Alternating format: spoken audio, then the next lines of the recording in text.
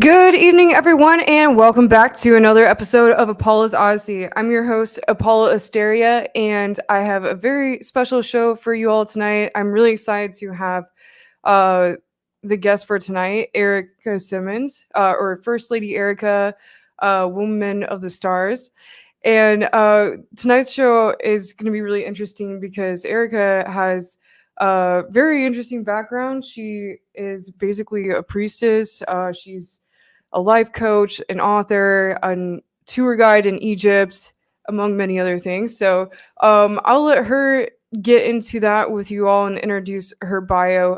But before we get started with that, I want to share with you all my art, which is over at shamanspears.com. This is how I fund my show and keep myself going. So if you would like to check that out, really appreciate that. I actually do next day shipping on all orders, and I have quite a few left of the ultraviolet collection.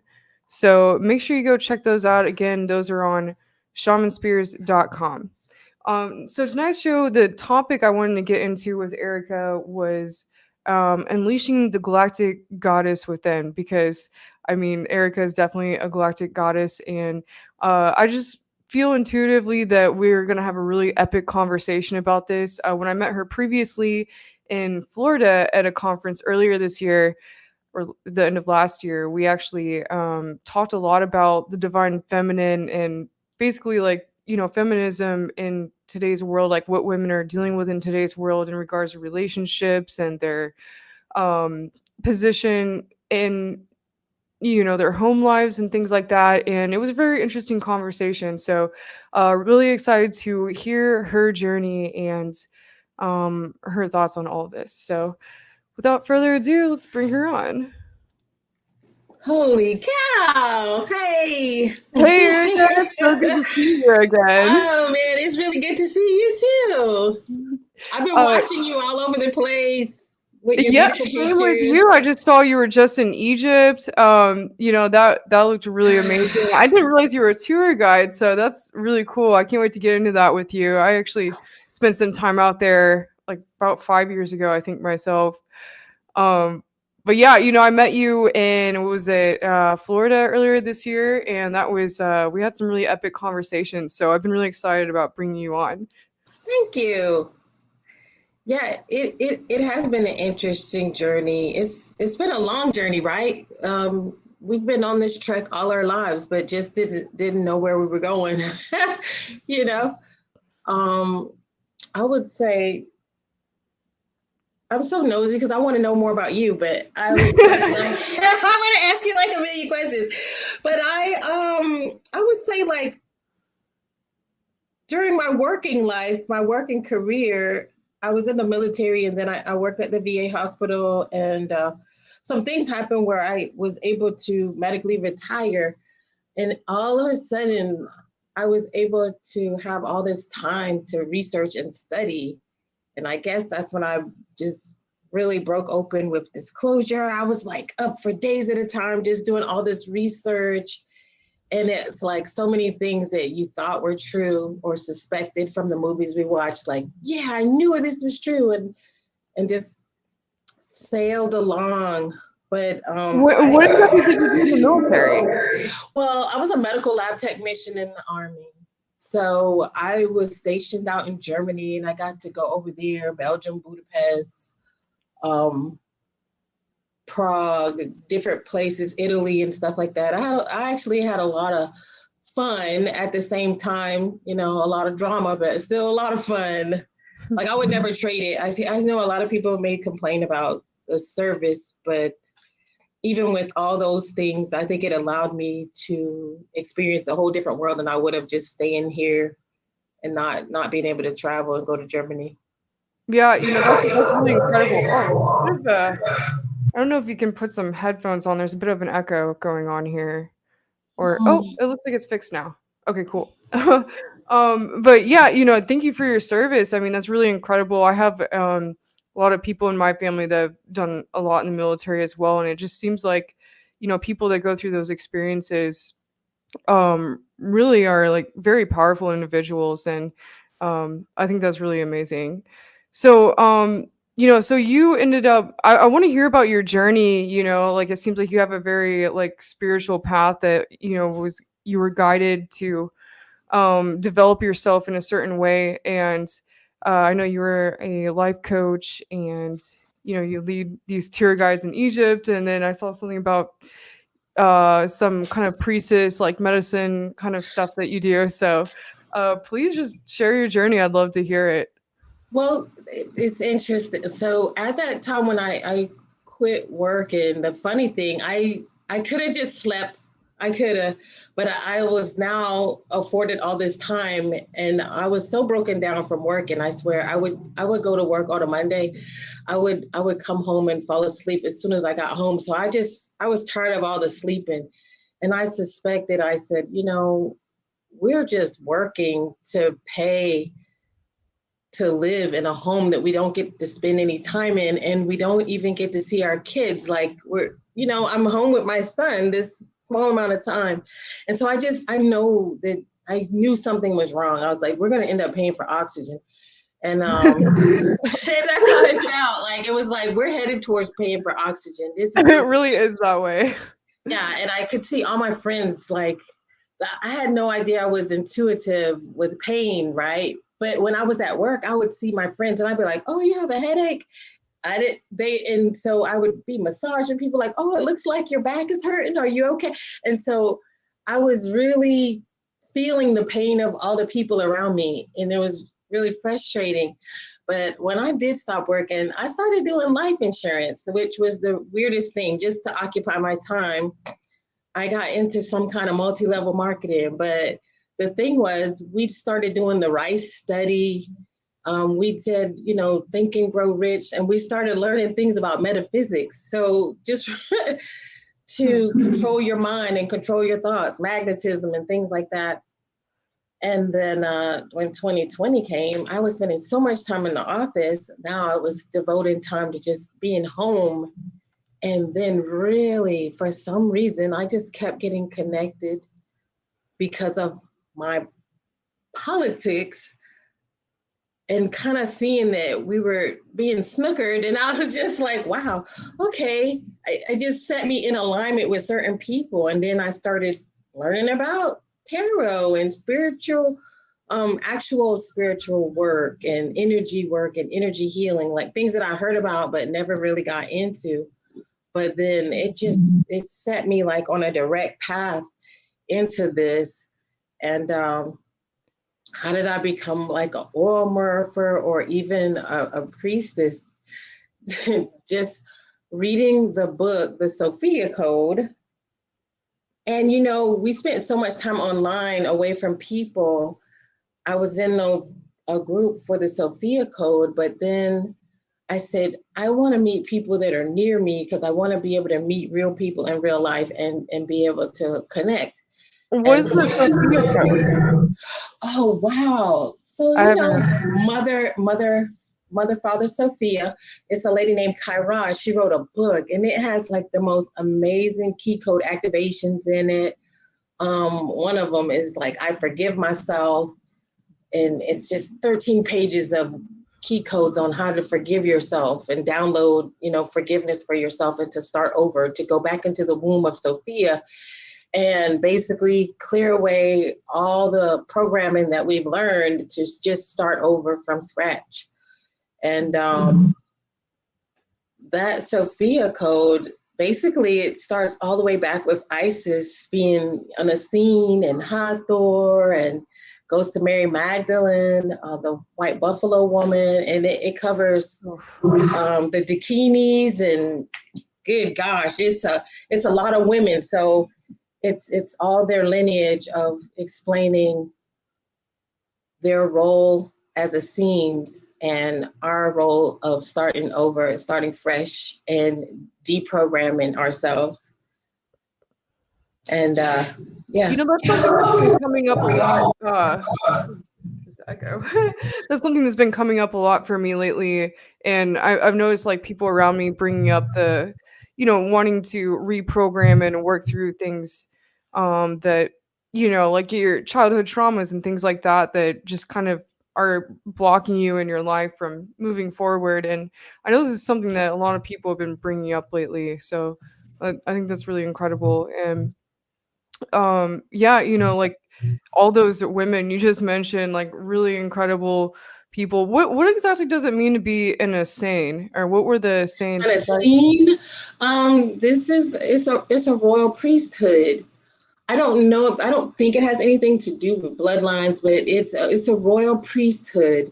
So they knew magic, and they taught magic, and they held certain, mysteries and alchemy. Now it is said that they knew how to do virgin births, but it's not saying that we're a virgin necessarily, but that there's a method. Like if you go to the Hathor temple, they know how to test for pregnancy way back when, right? They knew how to do sound treatments to the womb, to clear the womb, to unblock it in case you were infertile. So they knew about fertility, and they knew how to basically do artificial insemination. And so it didn't necessarily mean that the woman was a virgin. And immaculate doesn't mean what people think. Virgin doesn't mean what people think. It's like virgin oil. It's not mixed. It's not married, right? So, yeah, I think I always felt that, sorry, this echo. I always felt that with the stories of like, like the virgin goddesses, like in like, Artemis or Mary Magdalene, it usually kind of seems to me to represent like that they're like an independent woman, like they're very independent, like they don't really need a partner to be, it's not necessarily like they're actually a virgin. I think people kind of don't understand that, but it's it would also be really like Queen interesting. Elizabeth. It's actually a lot like Queen Elizabeth. Like Queen Elizabeth is the queen, right? Her husband stayed, never became king, and her son didn't become king because she never signed over her crown, right? It's more like that. It's like Mary Magdalene was independent. She inherited her money. She inherited an estate, but she didn't give up her estate to be ruled over by anyone else. And so this might be considered dangerous for a woman to maintain that independence. And so it's not that she's a prostitute. They would call you that if you owned a business of your own and you weren't subject under your husband instead. But the funny thing is, and I honestly truly believe this, that yeah, Mary Magdalene and Jesus were married. And so if you do read the Sophia Code, one interesting thing about it is that here I am as a woman, I might want a healing. But if a woman is traumatized, she's not going to want to go to Jesus for him to lay hands on her or do anything, right? Because there's not just a stigma or even a religious connotation of a man putting his hands on you or whatever. there's trauma and abuse of certain women who, as we experience right now, right? If somebody wants a healing, I've had people who, even when they were in my office, they didn't want to talk to a man. They wanted to deal with a woman. So here it was, she could travel and work and she could heal at the same time. Like they both maintain the energy. So he's on one side working, she's on the other side working, and they work together, but she doesn't get talked about. That she was just a healer as him, that she was in the same priesthood as his mother and his grandmother, that these women were all priestesses, and they chose her. You know, here he would be learning, and she chose to continue her learning past a certain grade and to take it to another level. And here she becomes his counterpart. And they literally travel, work, and heal together. That's why she's committed to following him, and that this is really his soulmate or his divine counterpart. Yeah. And not a prostitute like people would try to say. You know, it's something that comes up for me a lot with is really weird. It's like I think I have a connection myself with being a priestess in many past lives, or I've actually kind of seen it. And I feel like a lot of people from those lives come around me quite a bit in this lifetime. And something that's come up for me through several different people is that there was this sort of thing called like sacred sexuality priestesses back in ancient times, like, or back in, you know, the times of like Egypt and like Mary Magdalene, these kind of people, like, you know, the priestesses of Hathor, they were, you know, called like sacred, like they basically worked with like sacred sexuality. And it wasn't necessarily like they were, you know, prostitutes like how we think of prostitutes, but really it was like they would, you know, take like the men that came back from war and were traumatized. A lot of times their wives would actually send their men to these women to help them like deprogram things in their energy and like alchemize things and heal them. And, you know, it's not even necessarily like, you know, having sex or something, but, you know, more of an energetic thing. And, you know, I think that's really interesting. I think there's a lot there that is being rediscovered now. I'm noticing through different people. And have you heard anything about that? I would take this back to the beginning. In the beginning, before there was word, and to my understanding of sacred knowledge, that women had a role, and that this is a part of what's imbalanced in us, where a man might say, you talk too much. Like, women are curious, powerful, strong, and they can invoke through song, and women are naturally teachers, that women are naturally creative with vision. So in the beginning, women were in charge of the vision, right, and the teaching, and they would sing and teach, and that men were the muscles.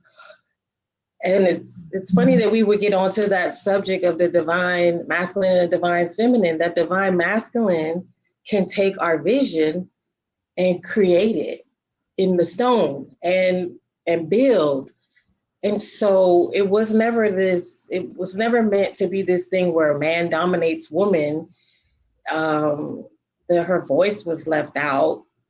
This was a balance of love, energy, and respect, and respecting her for being who she is and what she could do. And some time, you know, there is a patriarchal leadership that completely leaves out all the women and their energy and their contribution over time to make it seem like all women were its prostitutes and property. And that's just not how, that leaves it in balance. And I heard your introduction, how you talked about, you know, the struggle about Christianity.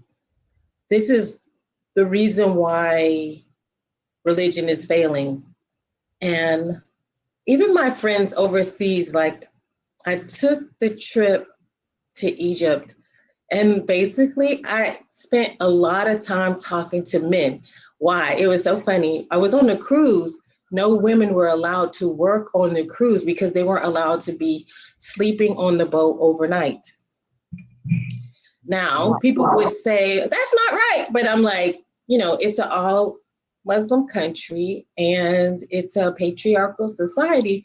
But then it's also a place where men have still a lot of testosterone. They're very healthy. You know what I'm saying? And I put that in a very nice way. Like, those men are very healthy. And I'm telling you, if you're single, take a trip with me. Let's go. I was thinking like, because ladies. Hey, I would love to go to Egypt with you.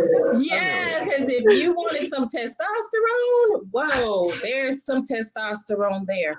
And what I would talk to a lot of men on the boat, because I could not just sit in my room, in the day we'd go on a tour, but at night, it's like you're back on the boat by 6, it's all day. And so I'm wondering, like, do you have children? Are you married? And so a lot of them they have children and they're married. And a lot of the consensus of what I heard was they felt like no one cares about me, no one loves me. My only duty is to bring home money, and they did not feel loved and nurtured. There's an imbalance, right? Wow. But any time when you've set up a society where women have their place and a voice and a small voice, women can work. So I don't want people to feel like they can't. It's just come to this point where if a man is left in charge of your happiness and your joy, do you think you would be happy if you had to wait for someone to bring you what you wanted? It's going to be an imbalance. Because you can't make anyone else happy. Right. But then I'm going to say this and then I'll let you talk. But then on top of it, here's a group of people. I met people they're 30 and they're virgins and they own their own home or they have a business. And the thing that I saw was that the family sets men up to be ready to be married. So by the time you're, in your 20s, you have your money, the money saved for you, you work, your family contributes. So you have a home. And your goal is to get married because you're going to be just like America. You're going to get married and you're going to be happy. But that's not really true, right? Being married to someone is not just going to all of a sudden make you happy. So whether it be arranged or not, whether you get to hang out with this woman and talk to her or not, there's these expectations put on you by religion and an unrealistic expectation of happiness that is not going to come because you're not actually fulfilling yourself. And I don't go around smashing people for their religion. There's a guy out there with a book called Fuck Jesus. I don't think that's necessary for me to down Christians or down Muslims. As long as you're trying to be, whatever it is that you're trying to be and do what it is that you're trying to do, because the goal of these people is what? To live a good life, please God, and try to be a good person. Some people aren't doing it. They're doing a miserable job at it. But really, when we grow up, that's what we say we're going to do, right? I want to be good. Like, I know I wanted to be good. I went from church to church to church to church. And I was like, I can't find joy in here. And I don't find joy in the people in here. And so I have to leave. But there's this huge disappointment because we thought this was the prize. And it really isn't what it's cracked up to be. So I kind of I was becoming very sympathetic to the people as I was watching them. Wow. Yeah, I totally agree. I feel like there's sorry. Mute this. I feel like there's something in the position that the role that women have in society right now is really almost unbalanced in a way that it doesn't even is not really right. I feel like, and people don't talk about this because it's like the divine, basically like the role that's being expected is like now women are expected to have kids, take care, be homemakers, but then also have careers and have like be in this like very masculine energy. And it was really interesting because in a class, an acting class I had one day, my teacher, who was like 86 years old, he like sat us all down and he's like, look, I just am curious to know what you young people think about this, because I feel like it's unbalanced. Like it's almost like women are given like double the duty now, or so it was really interesting because they're like, well, what exactly is the role of you know the males or females like in the family and everything, and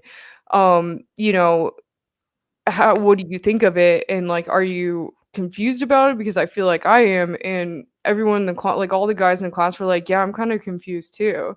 And I thought that was really interesting.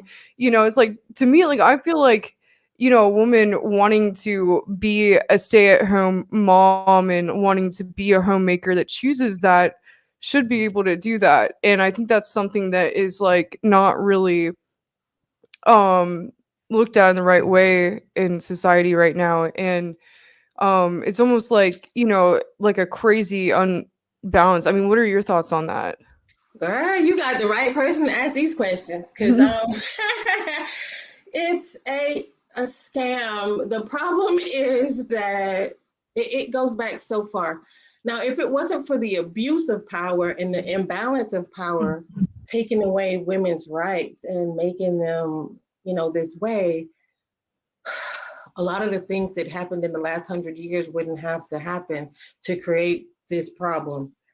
Like I said, over there, and this is how beautiful it is too. There, when you get married, like the woman doesn't have a dowry, the man have to have a dowry. He has to have a gift waiting for you before you get married.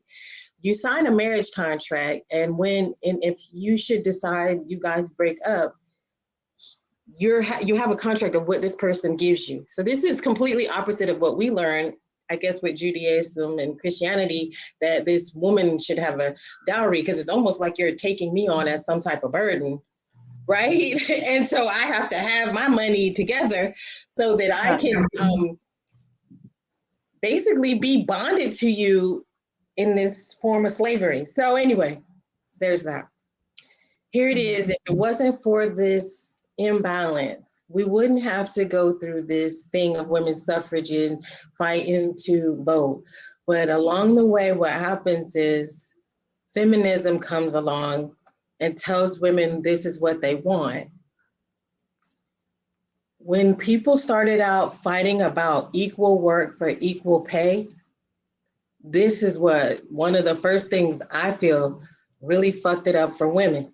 Because if you tell me, before they would say this, Jim has 3 kids, we have to pay him more. Karen, we can't give you all this money, right? So it looked like it was unfair for Karen because Jim has 3 kids and a wife, he was getting paid more. But what happens if now Jim and Karen make the same amount of money? Are they going to give Karen more money, or are they going to give Jim less money? They're going to give Jim less money, and they're going to give Karen, the woman, this money. Like, so let's balance this out. We just saved some money. Thank you. Now the workplace is being flooded with women. Why do most people have affairs? Because men and women at work spend more time with each other than they do with their family. So that's another thing you can add to that. Now, when you get married to someone today, both of you make garbage money and you can't survive off of that. So now women do have to work. That equal work for equal pay actually made it so that you have to work for you, unless you do what? Go find you an NBA player or some really, high-level executive that's obnoxious or whatever. And so there's that. There was a movement in the forestry industry that people probably don't know about, like in the 60s, where they were taking jobs that men do and saying that women should have these jobs. Was it really that women wanted these jobs, or were they just agents who were there to destroy things? Because the feminists, to me, are not here to help women. Yeah, they're here to bust up a system to usher in this communism that's going to make us all super flat broke.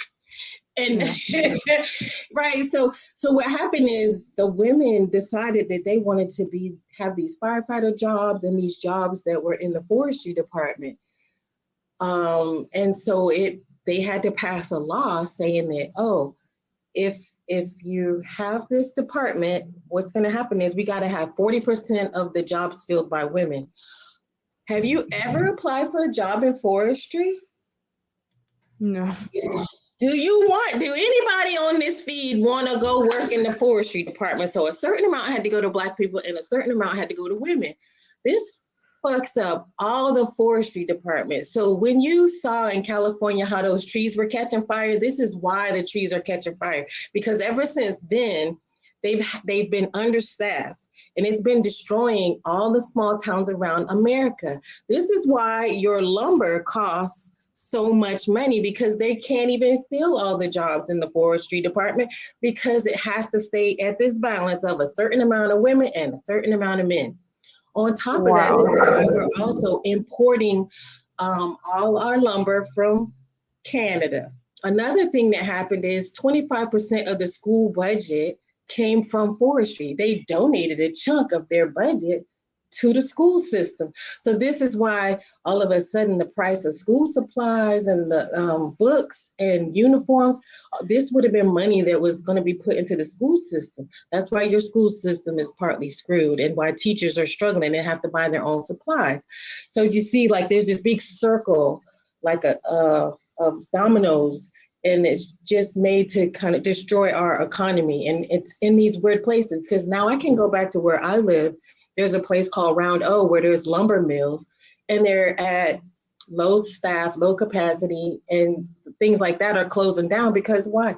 We can't even work fast enough, or supply enough to actually make a dent in our own system. Then you got, we don't talk about NAFTA, but NAFTA is another thing that fucked us over. That, and that's something where people really did not like Trump, and I'm not gonna say that this is 100% a good person, but the thing was when I look at my own family, I'm like, are you crazy? Like, we needed to make China pay tariffs because guess what? A person like me and a person like you, we sell stuff online, and it's harder for us to sell stuff because of the taxes and the fees and all that we pay, that we would end up getting. If we had t-shirts made, it will most likely be printed in China. If we get books printed, we will most likely get them printed in China and shipped over here, because American people can't compete because the taxes are so off that they could sell us stuff from a whole nother country for cheaper than we could sell ourselves, right?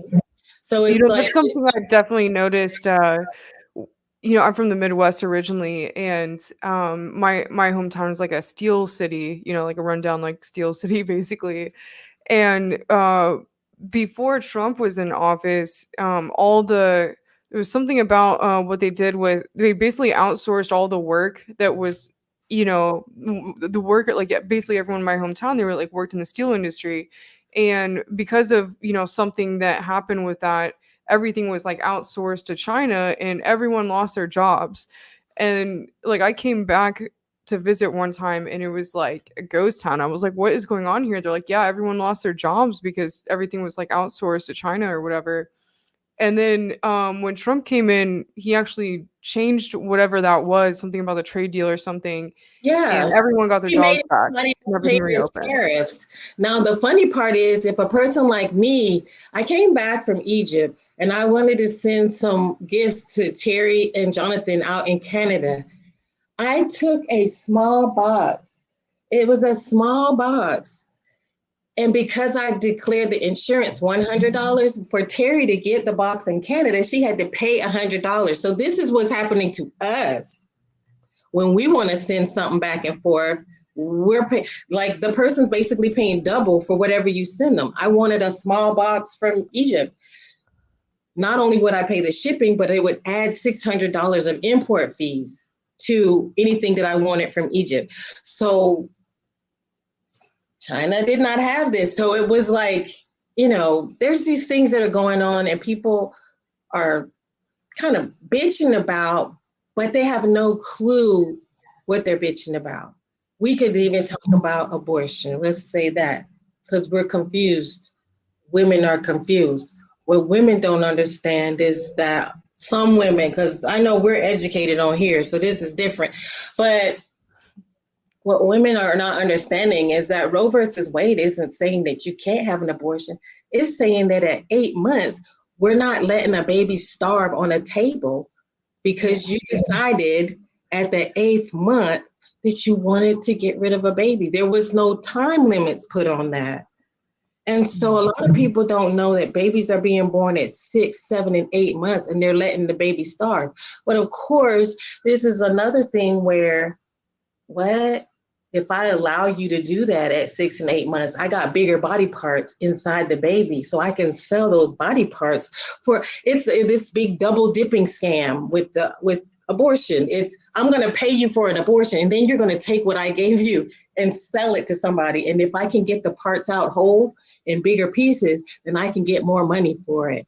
So then here we have women outside with, basically, I suspect transgender and other feminists who are boosting regular women up thinking like, yeah. And it's like, no, you're completely uneducated and you're being scammed by a group of people who they actually benefit from them body parts because they're trying to build organs on the inside of them, right? And they need that tissue for their fake vaginas and so on and so on, and stem cells and all this other stuff, and with these with these medications and stuff. So here it is. We're always being deceived about who our allies are when it comes to this feminism stuff, that we got women out here fussing about stuff.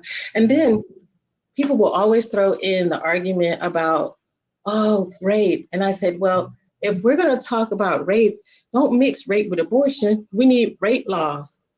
Yeah, definitely. Better laws against sexual offenders.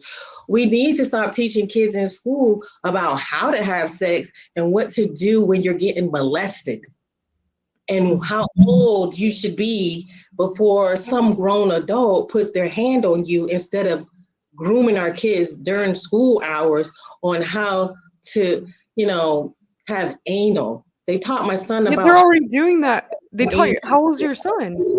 Well, at the time he was about 12. What? Oh my God. Let me tell you something. A lot of people think that, I've gotten in arguments with people online and they say, well, they gotta help the kids by teaching them. And it's always somebody who's struggling in that area with their own identity, right? Yeah.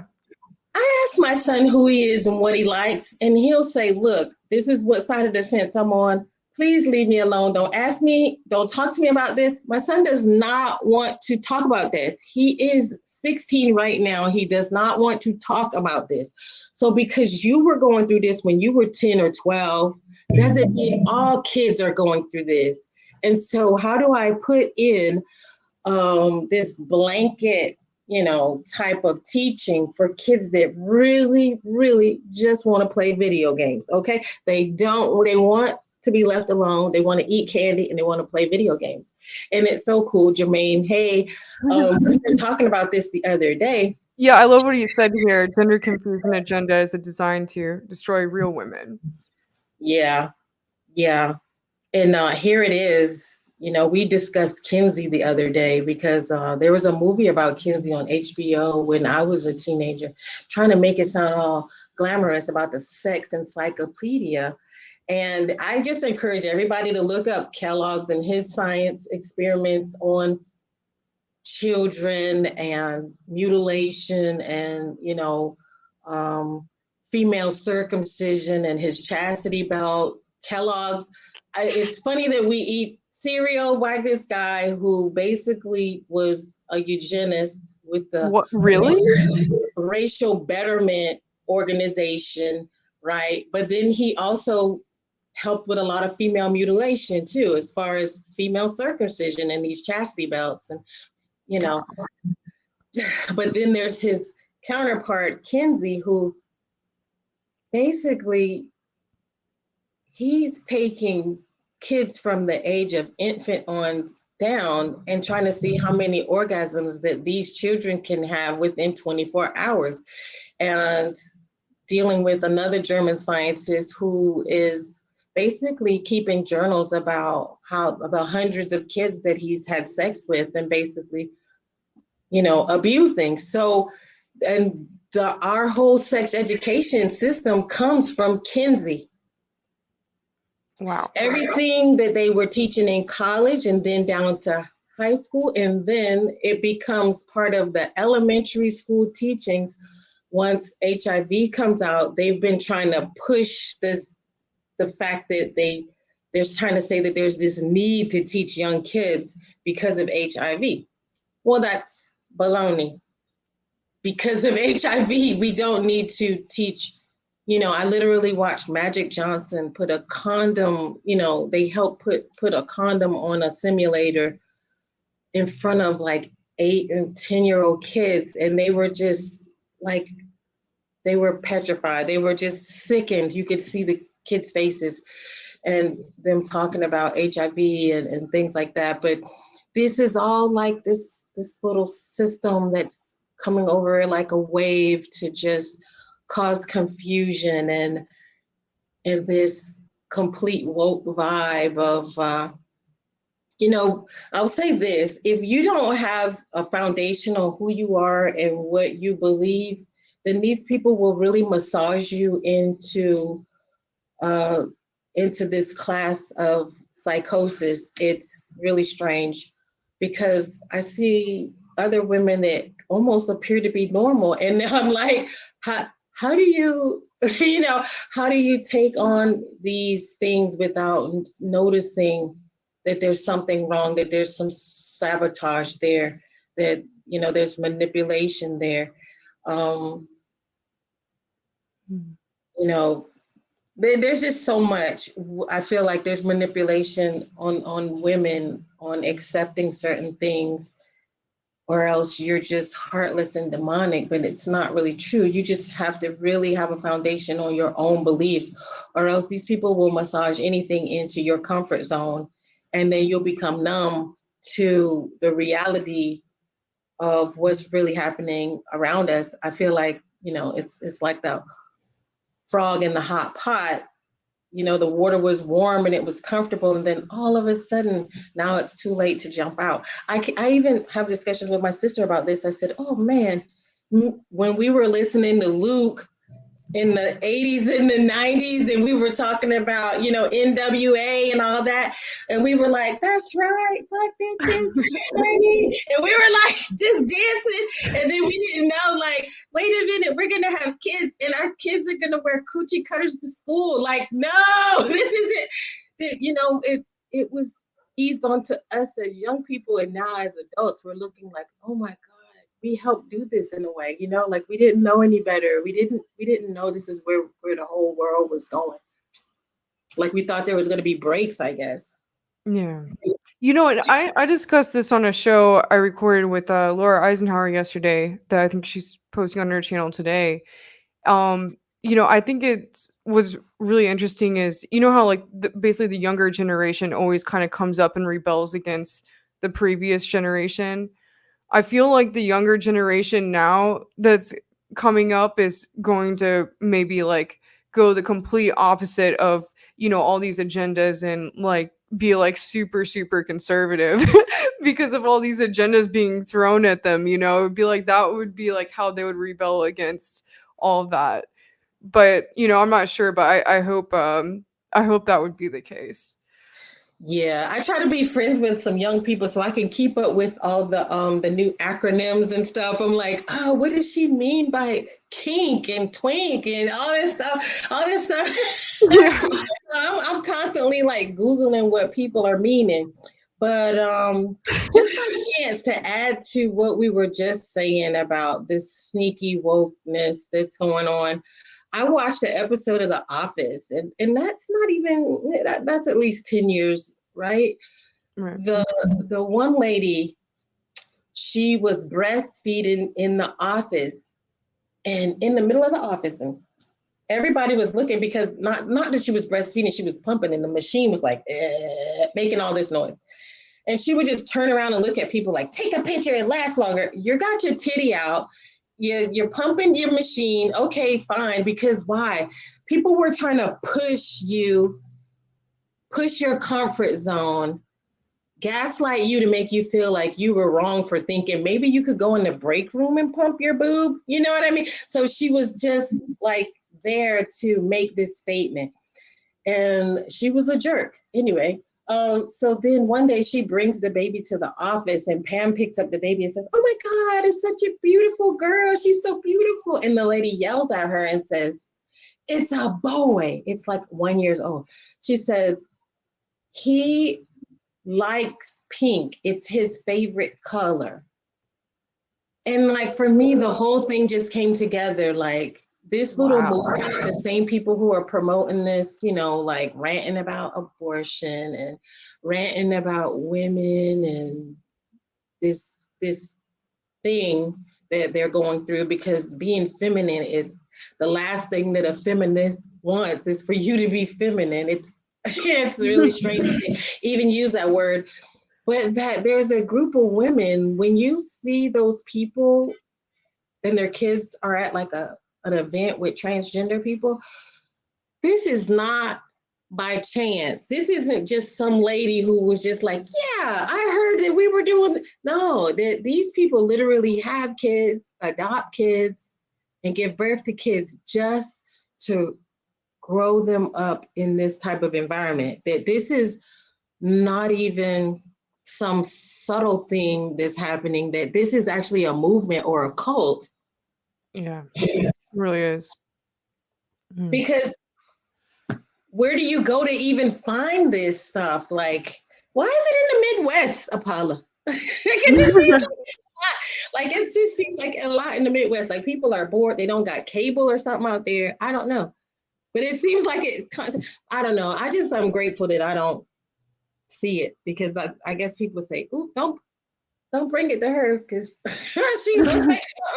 she's not going to go down quietly."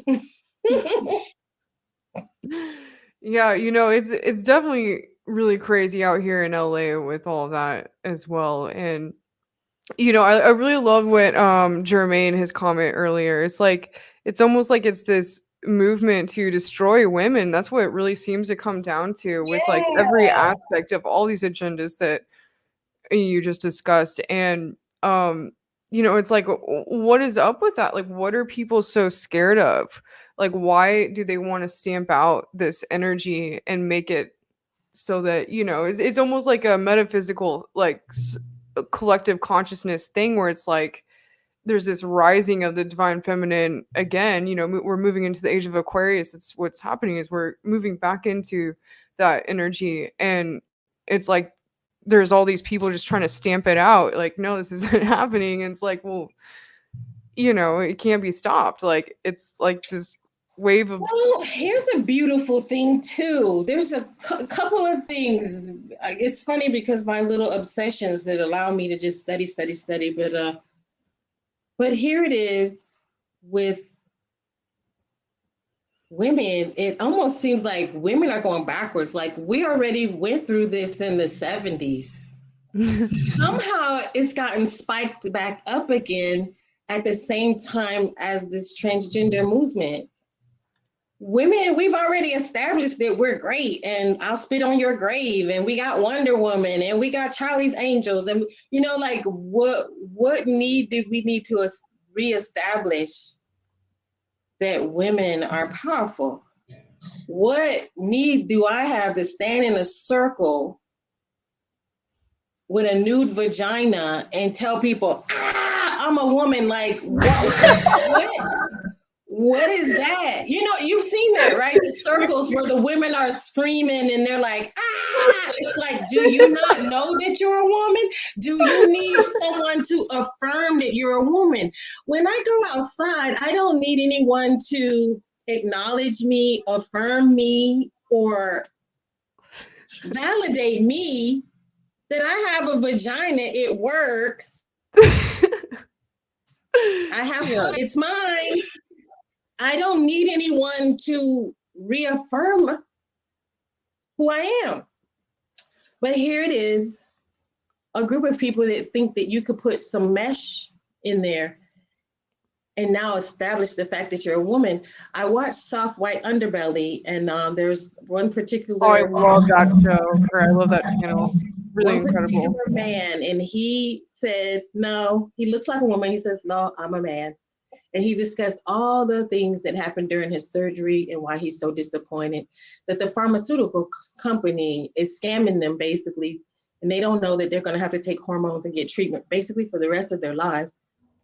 It's going to ruin your back because remember, women get osteoporosis because of our hormones. So it's like early onset this, that. And he said, I realized that I was really sexist to think that just because I had a vagina, I could be a woman. I think this is true because I don't know really why you would want to take the hormones that make me sweat, make me nervous, and make me feel uncomfortable on a daily basis. And you actually want to inject that in your body. These are things I have to overcome on a regular basis. You don't have a menstrual cycle, so you really don't have like the same problems that I do, no matter what. And just because you have a vagina, it doesn't make you a woman. One thing, it doesn't make you a woman, but the thought that what he said was that because I was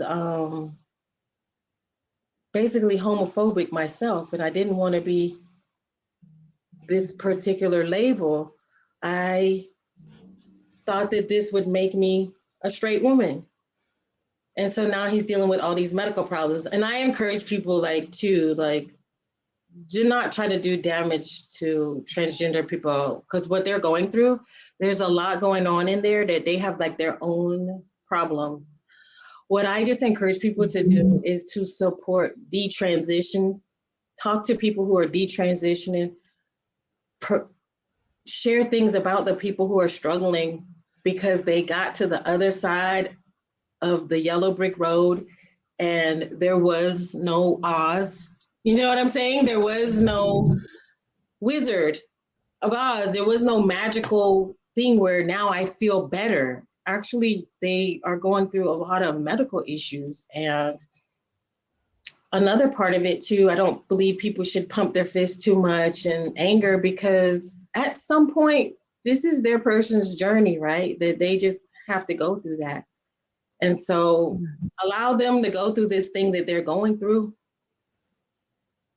And understand too that there might be a point where these are people that will ally after they go through this process of understanding life, you know, because I think we're really quick to judge who's going to make it and they're not going to ascend and that they're going to, you know, we're kind of down on people, not really understanding that some people's journey is just different from ours and they still have a role.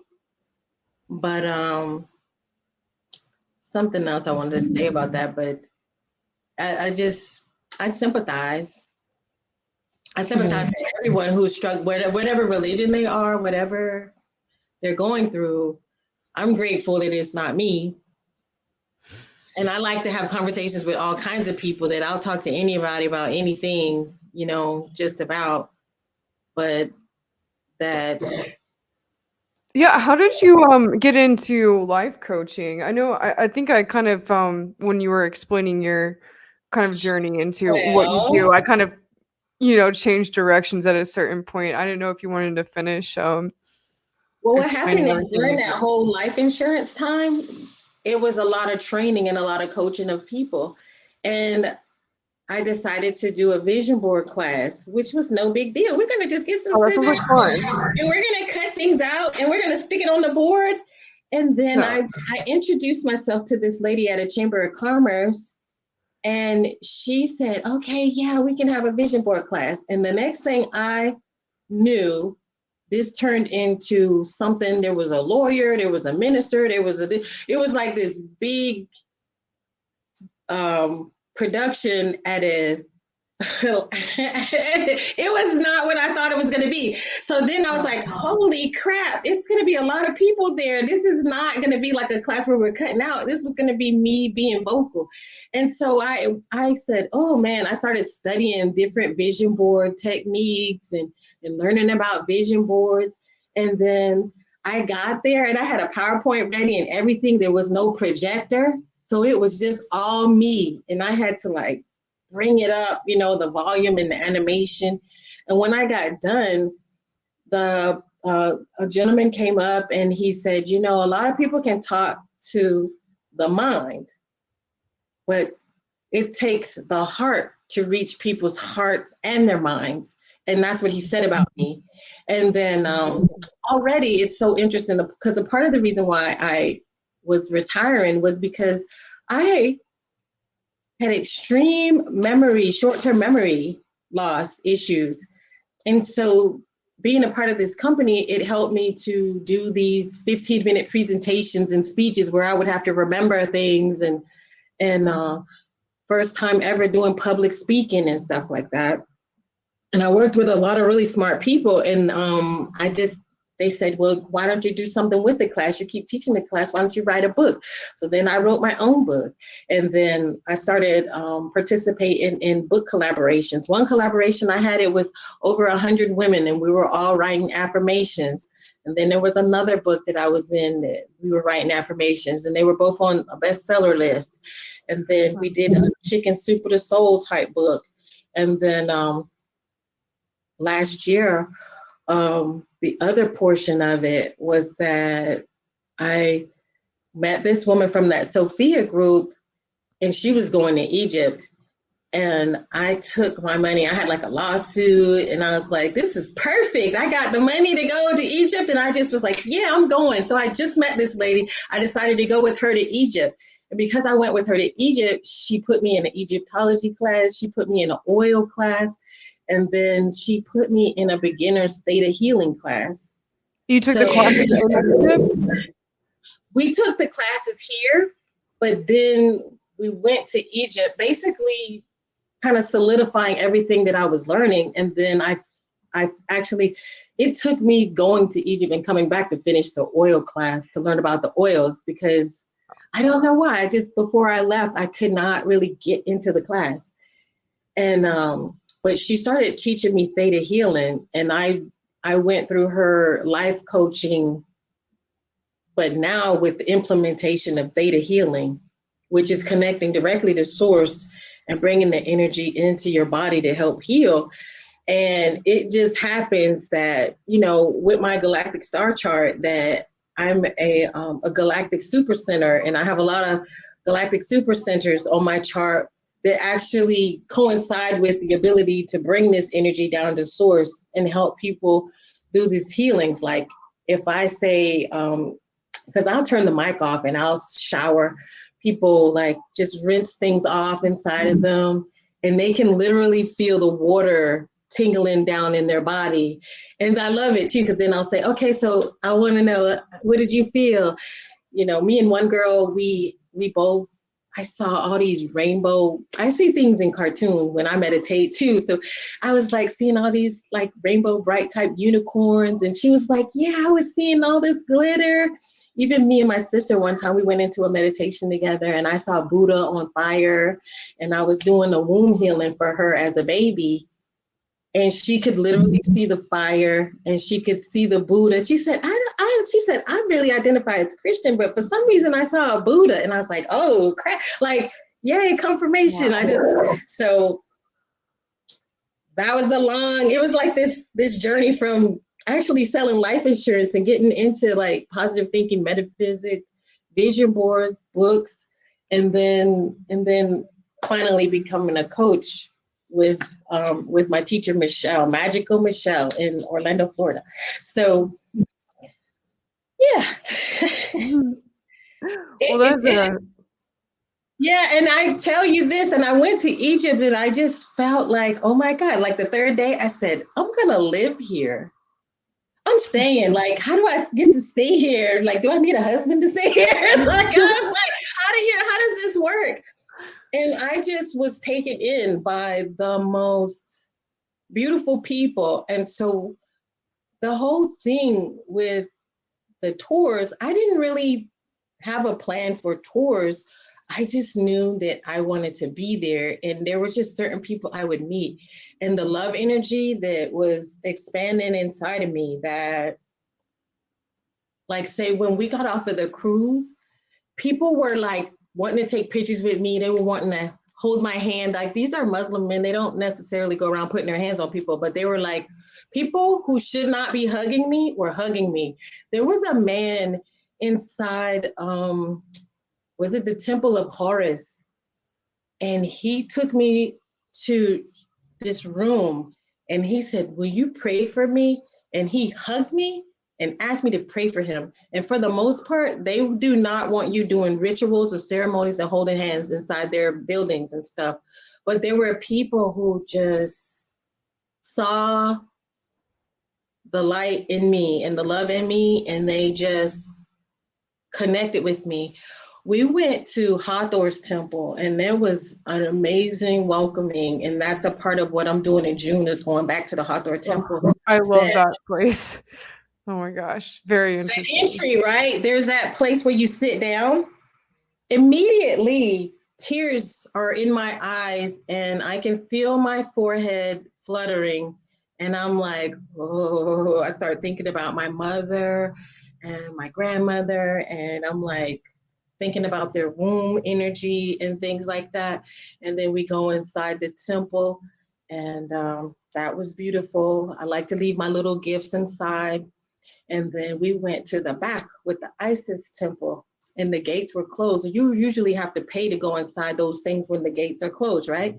And the rest of the ladies went along, and me and my teacher stayed. And I mean, she's doing her thing. She's like, am I bothering you? I'm like, no. I'm like, just working on my mother's womb, my grandmother's womb, my grandaunt's womb, and tears are just pouring down my face. And one of the guards comes up, and I'm like, oh crap, they're gonna make us move. And he said, do you want to go inside and pray? And I said, oh my God. And she's like, oh my God. And then he unlocks it. He takes us in there. He anoints us. He puts our thumbs in these holes in the wall, and he's like showing us how to pray inside there. He took me down to where the priests would go and wash and consecrate themselves. He allowed me to go in there to do so. He allowed me to take the water. I've met people that live there that they were like, they've never allowed me to do this. So it was like, and I just met beautiful people who received me, and they were like wanting me to come back. So I haven't done a tour yet. So in June, I'm doing my beta test group, and I'm taking a couple of people with me, and I'm going to spend 1 month learning at the Hathor temple how to invoke Hathor.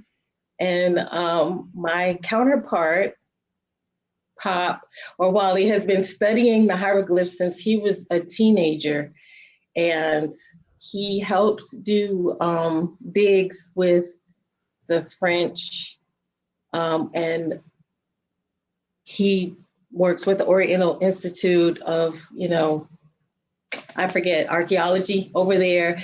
And so he offered to show me what he knows and to help me start this business. He's like, no, Erika, you're going to come here and you're going to stay. So I'm like, yay, that's what I was praying for. So this will be my first trip, and I'll go back in October. And then I plan to transition to where I live there. Yeah. Wow.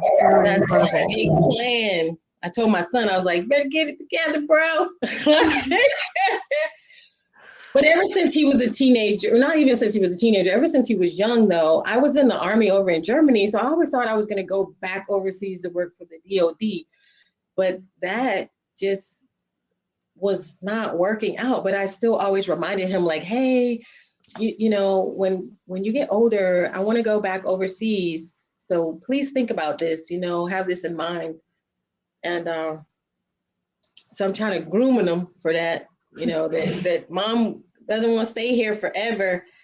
Because I think people don't understand that. Like, you don't have to live here, you guys. You can live anywhere you want. You can go to Costa Rica, Mexico, But it's where your heart is drawn to. And so Jonathan showed me this chart where you do your astrology, and they put a map across the world to show you where your Jupiter is. And that's exactly where my Jupiter is. No way. Exactly. Where do you find that chart? I've heard about that before from different people.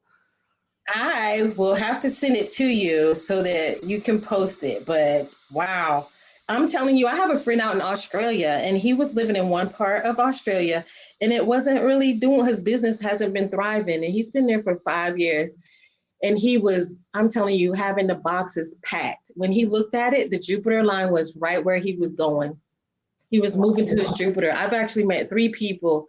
One friend who was here who was in Florida, he moved to Atlanta, and it's like, yep, that's your Jupiter. That's where you're going to be the most successful, the most respected, and the most revered. Really incredible. You know, I'm so what all are you planning to do? You said you're gonna have a month-long thing at the Temple of Hathor. What all are you planning to do there? And I'm also curious to know what you know may have been done there in the past. Like, do you know anything about any rituals that used to take place there Well, in this ancient is times? where the main birthing technology was. You know, down in the bottom of the Hathor temple, too, they will tell you these things are sperm. It's these giant things that look like light bulbs with a Yeah, the thing snake that look like light down bulbs. it. And it's Looks the like they wash, are. yeah, with the jed connected to it. And so it does look like electricity, right? It looks Yeah. like a conductor of some sort. And the staff they have, it has these like prongs on them. I feel like there's something like I've been trying to figure that it's like they're, It's you know, supposed and to it ground looks the like it's the supposed to bulb. ground the energy. So that's the wasp. Wow. Together it's a wash jet. Put all 3 of them together on an ankh. It's wash jet ankh, but that staff is called the wasp, or they just call it a staff. But it's supposed to be people like Horus would have it, like to help them control their anger, to ground them, to help them, right? But it still sounds a lot like electricity. You know that the 3 bars going across. That's supposed. It says Horus's spine, but it still also looks like electricity. When they put them all together, it looks like the filaments for making light and electricity, and also lasers. And I'll tell you, when I went to the pyramid, I just looked around on the ground and I looked at the actual rock, which is called what? Limestone, which is sediment. Mhm. But I didn't know what sediment meant, and I didn't know what limestone was. And I looked at this and I said, this all was out of the ocean. Like these rocks come from underneath the water. But if you look up what sediment is, that's what sediment is, right? It's something from the ocean floor. It's something from below. Sediment settles to the bottom. And I was just wondering, like, how do you get these giant rocks from under the ocean? Was this whole thing covered by water, or were the rocks taken from under the water? And when I was going to temples like Karnak and the Valley of the Kings, and it's just so amazing. And I said, who the hell is going to take a chisel and carve this? This is Right. impossible. Are there any places that really stood out to you in particular besides the Temple of Hathor? Like any experiences you had? Oh, actually, in Horus's temple, was it Horus's temple? I have a little notebook, but there was one, the one with all the recipes. I felt it all the way down in my spine. So I was lit from my crown to my spine. And I have to look at my little notebook to see which temple that was. But I believe that was Horus's temple. And I would just notice I would have experiences with the people as well, too. Like one guy asking me to pray for him. I thought that was extremely different. And then there was that temple. We went to the Great Pyramid at the end, and I guess it's a sound chamber, and so we did like sessions of Om in there, and I almost lifted off my feet, and they were like, you know, the guide was like, is she gonna be okay? You know, and I was like, no, we're not lifting off, we're gonna stay on the ground, you know, like calm down. But my energy was so high. I noticed too while I was there that the normal aches and pains that I would have from the military, you know, stuff, that I did not have those pains, like the pains in my neck or my back or my legs, any type of swelling. Like my energy just felt completely different. I was able to go to sleep before 5 a.m. Another thing, yeah, like it just seemed like my whole body just felt different when I was there. There's some, I met a person. It's so interesting too. So there's Trevor. I forget what his last name is. He said, go meet Patricia. And I was like, oh man, I got my whole tour planned. I can't go.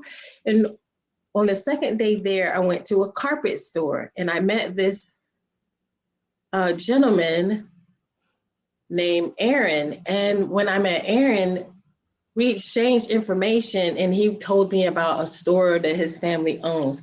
And so Trevor said, go meet Patricia. And I was like, nah, man, I can't do it. So I end up finding out that this man's father was teaching about the pyramids, that his family owns a tour guide company, and he has a sister,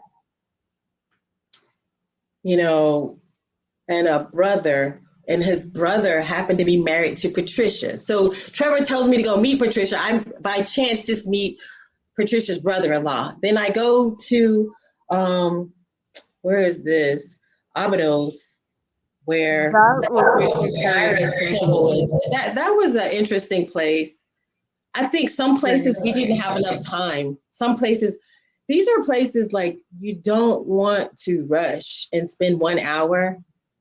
Abydos, I really wish I had spent more time. But then I met a guy named Aten. When I meet Aten, he gives me his Facebook. On his Facebook is Patricia. And then Ursula, who I just got through interviewing, she's from Peru. I've never physically even met her. She's in Peru. And he's friends with her. And I just kept meeting people that were all like connected from different parts of the world.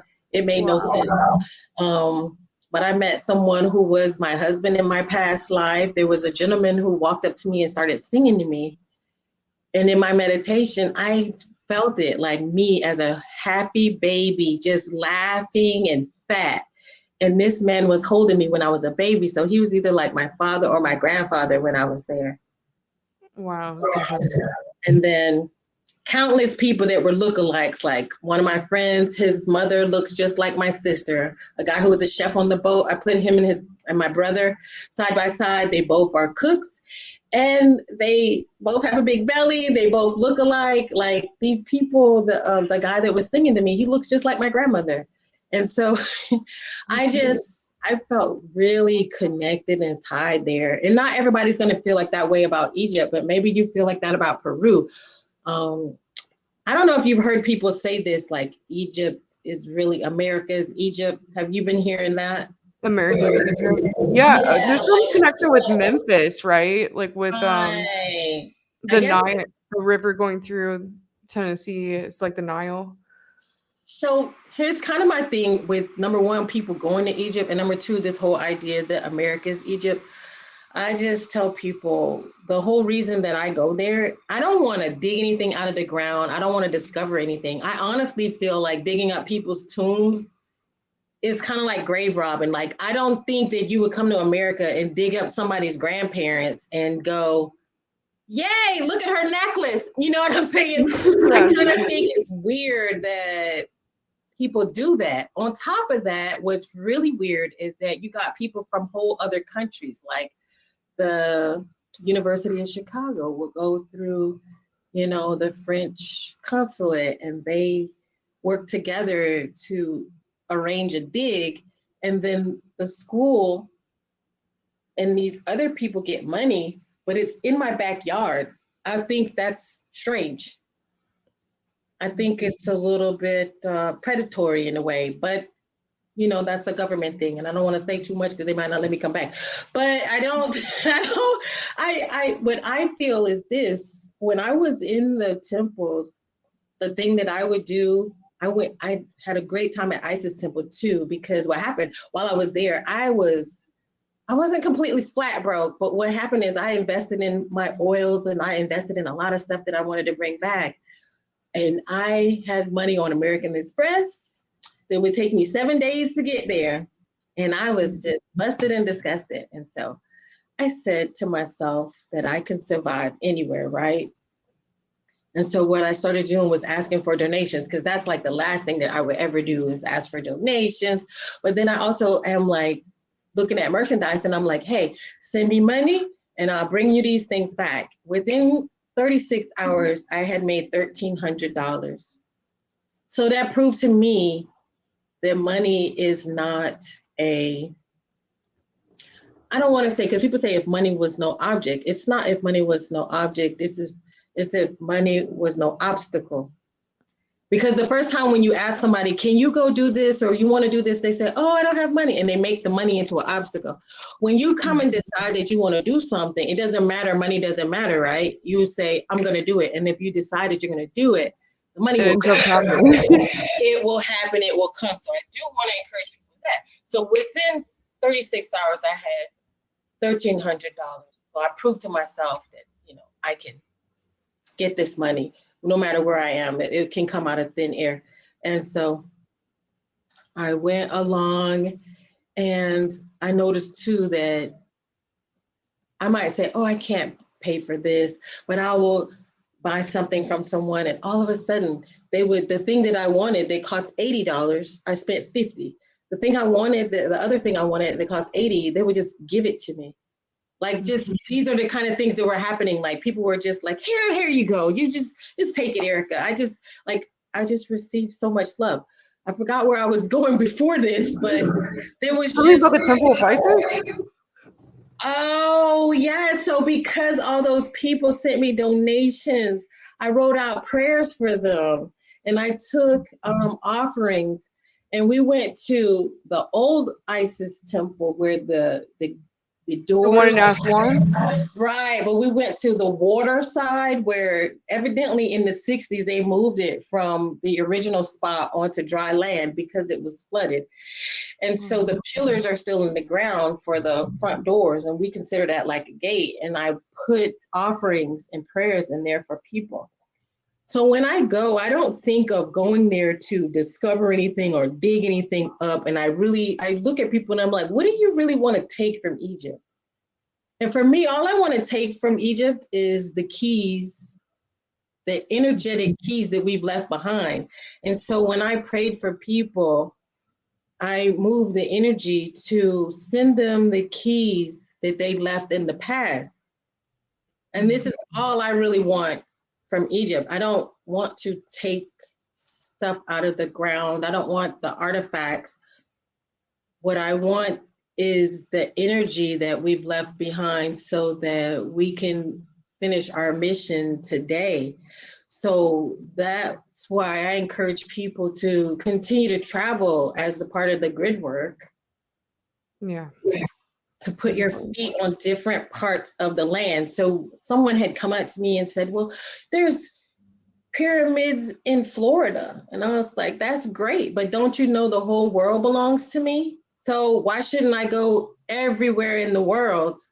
The whole place belongs to me. You understand? We've been here in different bodies. We've been Black, white, we've been men, women, we've been slaves, and we've been, royals. We've been all these things. And a part of our grid work is to go collect this energy by going to the different places and activating, these parts of ourself. And so I don't really look to take from it. If anything, I know what I want to do is bring to the people commerce, like I'm about business. I like business. I like commerce. I want prosperity for people. And that's my goal. Wow. Well, it's been really amazing talking with you tonight. I think I want to start wrapping this up here. Is there anything you would like to get through before we end the show, like in closing? The biggest thing I would like to say is that your heart is the most important thing, and that,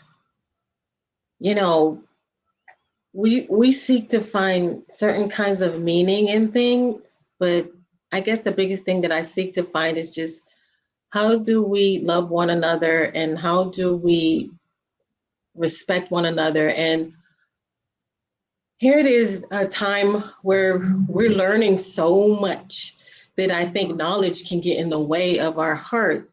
And so, like Devin told me one day, he said, ask your mind, or command that your mind thinks with your heart. So I think the biggest thing, sometimes we're learning so much truth and we can become very logical and very uh, trapped in a way, or very judgmental in a way, when what we really are concerned about, it wouldn't hurt you if you didn't have this love and you're trying to protect your heart. And so we begin to try to protect our heart, and we sometimes get a little self-righteous and get a little bit outraged when we need to tap back into our heart and stay connected with that. And if you need help with that, you reach out to the people that you know will help bring you back down to earth, so that your ego doesn't get too big, where you're too self-righteous, because you don't eat meat and you don't smoke cigarettes, and you got everything figured out, because there's always something, right? No one is perfect. And guess what? There's nothing that's going to stop you from your ascension except for your mind and the blocks that you put up for yourself. These are a prison for you, the negative thoughts that we have, and just to continue to magnetize with your heart to bring more love into your life so that you could be happy. If you want a boyfriend, girlfriend, husband, wife, if you want to travel, whatever it is, just focus on these things and begin to magnetize these things into your life, and reach out to me sometime. Let me know how you're doing, or if you have something you want to talk about, or a question, or want to know more about me. I obviously will never run out of things to talk about. But there was one more thing too. When you talked about why the role of women have been reduced, as I am beginning to study what the haplogroups are, Oh, yeah. studying about this, you understand that through the man, the Y chromosome, the DNA disintegrates through the bloodline if it comes through the man. But if the bloodline comes through the woman, it remains. Women are very important to societies as they try to change a society or to change a group. That the special DNA markers that come through the woman, the womb, are permanent and do not disintegrate over time. So this was a piece of the thing that you were talking about earlier that I've just got through taking this class, and it's been pounded into my head that women are very important. And so the best thing you can do to deceive someone that is important is to reduce their value by making them think that they're not important, but you are. Well, thank you so much, Erika. It's been really great having you on, and such a powerful, beautiful message. Is there any way that people can reach you? I know you have a website. Here, I'll pull it up here right now.